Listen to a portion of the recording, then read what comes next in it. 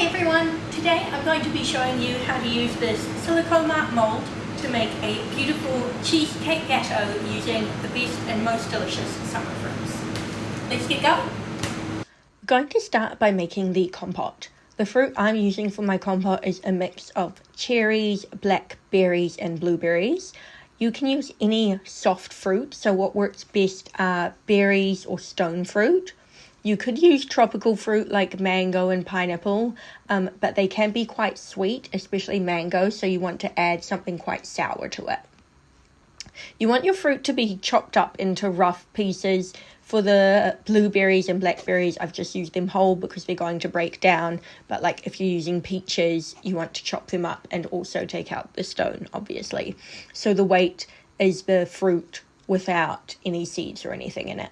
To put that in a pot with your sugar, I've got a little bit of vanilla in there, and then I'm going to start to cook it, squishing it to help break the fruit down.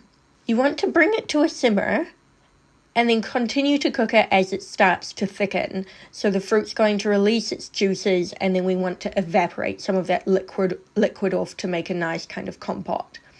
You want to have a taste and add some lemon juice if you need to balance out the sweetness, or you can use citric acid if you have citric acid at home. Normally I do use citric acid, but I'm just trying to use things that you can buy very easily at the supermarket or have already on hand.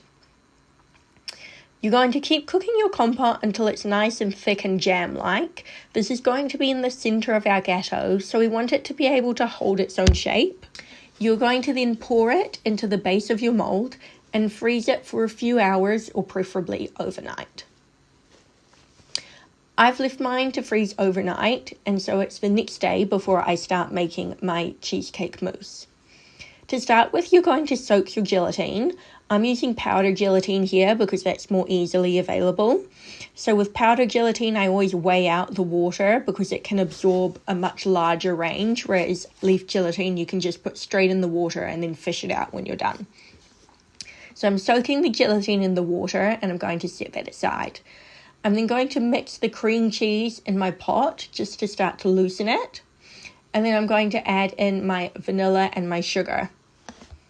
I'm going to put this over a low heat and stir it while cooking to melt the cream cheese. Once my cream cheese has started to melt, I'm going to add in my gelatine and mix until it's dissolved. So when you can't see the gelatine anymore, you know you're done. I'm going to pop this aside to cool and whip my cream to medium peaks.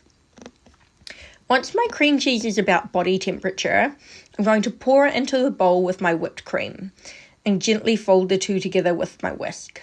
Once it's just about combined, I'm going to swap to the spatula to finish folding it together, making sure to scrape the base of the bowl. This mousse can split quite easily, so you want to mix it until it's just combined and then leave it be. Stop touching it, use it immediately, and leave it alone. I'm going to pop out my frozen fruit compote from my mold and pour 3/4 of my cheesecake mousse into it. Then I'll press the frozen fruit into the cheesecake, so the cheesecake is coming up the sides of the compote, so it will be encased by the mousse.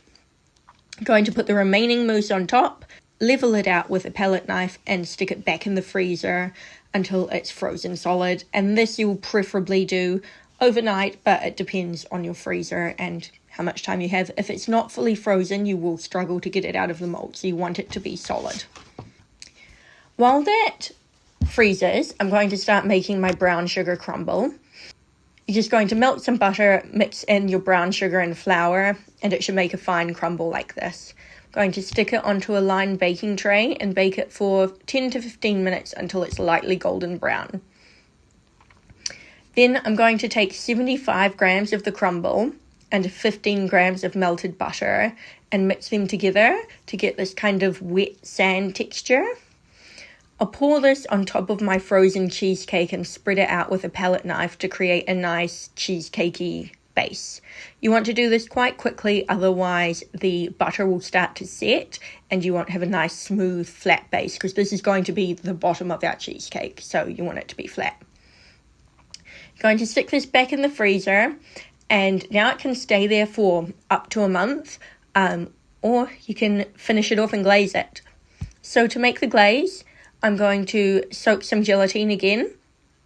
In my pot, I'm going to bring my milk and my liquid glucose, or honey if you want to use it instead, to a boil. You'll remove this from the heat and stir in the gelatine until it's dissolved, and then add in the chocolate and vanilla bean paste. Stir until it's nicely melted, and then allow the glaze to cool, giving it a stir every few minutes. You want your glaze to be sitting between 30-35 degrees when you use it.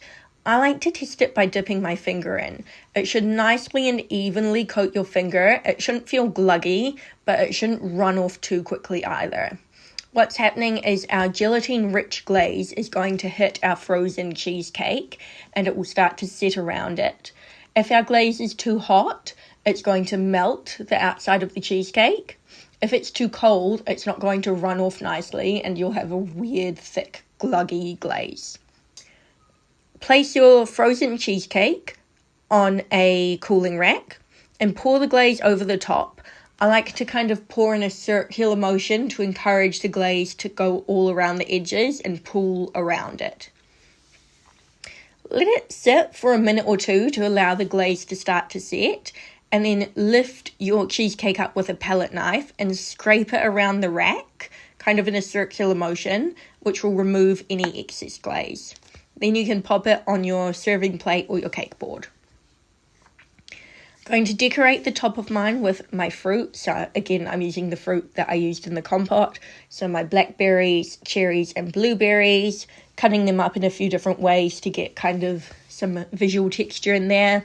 A few little pieces of brown sugar crumble. And that's it. I'm going to let this defrost about 3 hours in the fridge, and then it's ready to eat. And yeah, enjoy. Happy baking. Bye.